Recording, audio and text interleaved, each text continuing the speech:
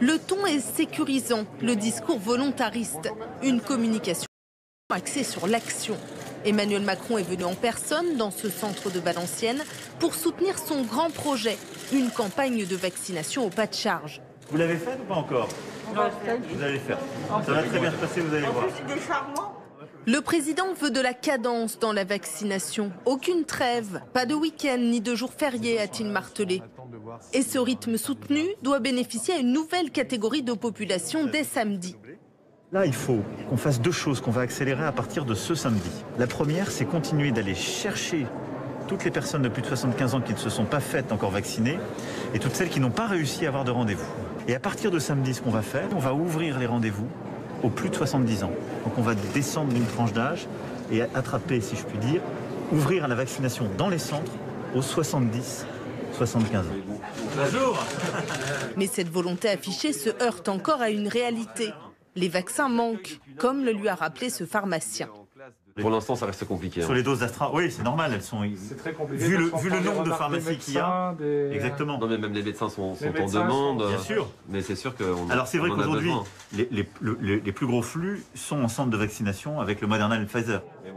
Son objectif reste pourtant une vaccination de masse.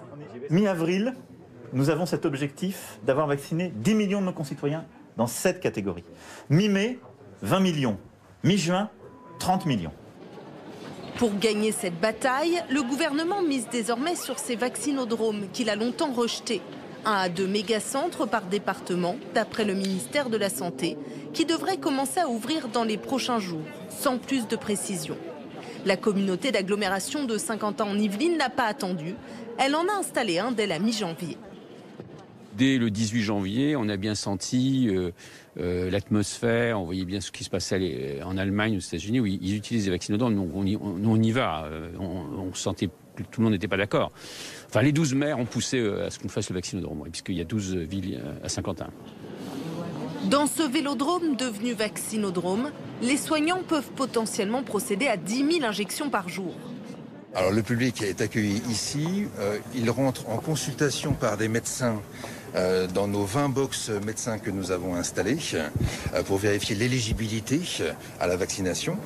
Puis ensuite, une fois qu'ils sont éligibles, ils sont accueillis ici dans notre salle d'attente pour les infirmiers et les infirmières qui vont donc procéder à la vaccination. L'organisation est bien rodée. Dès qu'il y a des doses disponibles, la prise de rendez-vous est ouverte. Anne n'a pas hésité. Moi, j'ai pris rendez-vous, j'ai trouvé ça relativement facile sur Doctolib. Puis j'ai vu que beaucoup de créneaux s'étaient ouverts là récemment.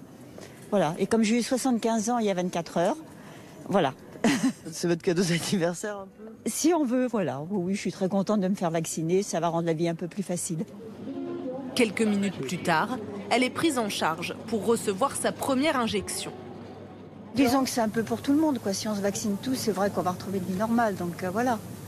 Et moi, je suis pas spécialement vaccin, mais je trouve que là, il faut le faire. Ces vaccinodromes pourraient donc absorber le plan de vaccination de masse. Mais avec quelle dose?